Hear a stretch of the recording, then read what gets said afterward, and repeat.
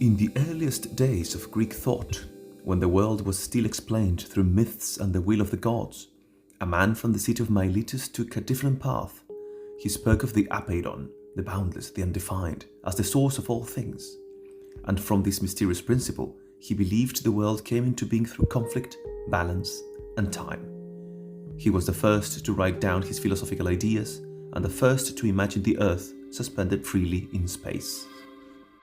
Hello there, and welcome to Philosophy in 5. I am Chichon, PhD in Philosophy. In this episode, we will explore the essentials of Anaximander of Miletus, philosopher, scientist, and the first known metaphysician in the Western tradition.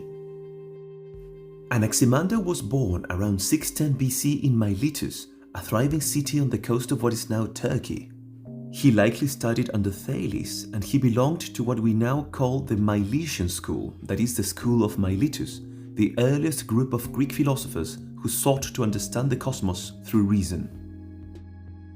Anaximander taught that the Arché, the principle, the origin of all things, was not a specific substance like water or air, but something deeper, the Apeiron in ancient Greek, the indefinite, the boundless. This was a radical idea. The Apeiron had no shape, no limit, no beginning, and no end. Yet from it, all things emerge, hot and cold, wet and dry, light and dark. All opposites unfold from this source and eventually return to it. He believed the cosmos was governed by a kind of cosmic justice. When one force or element dominates, like heat or dryness, others arise in response, restoring balance. The world, in his view, unfolds through this rhythm of opposition and resolution, according to a natural order set in time. This was not the work of gods, but of necessity, a universe ruled by natural laws, not divine whims. The world, then, comes into being through a process of cosmic separation, the sorting of opposites from the Apeiron, unfolding into time. It is a vision of the cosmos as ordered, dynamic, and governed by principles beyond myth. But Anaximander's genius was not limited to abstract thought. He was also one of the first true scientific thinkers. He proposed that the earth was not held up by anything at all, not resting on water or air, but freely suspended in space. Its stability, he argued, came from its symmetry, equidistant from all things. However, he envisioned the earth as cylindrical in shape, like a drum, with the inhabited world lying flat on the top surface.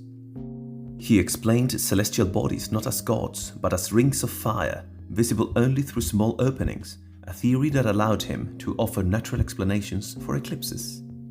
He is credited with producing the first map of the known world, drawing a picture of the earth based on the observations of sailors and travelers.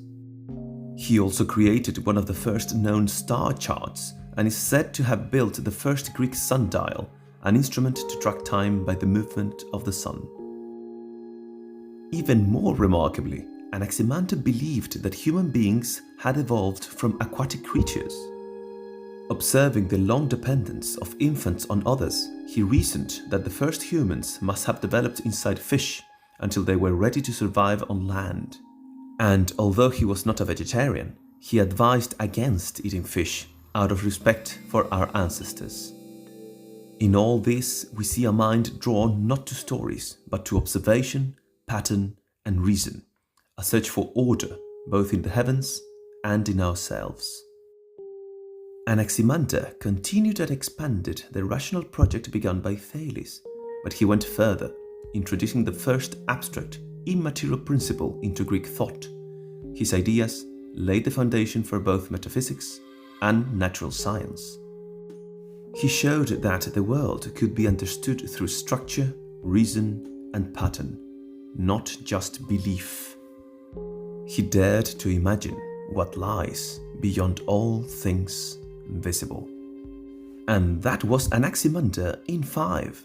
He looked beyond gods and gave us the Apeiron, the infinite source of all that is. Join me next time as we explore the thought of Anaximenes, who grounded philosophy once more in air. Until next time, and please, keep thinking.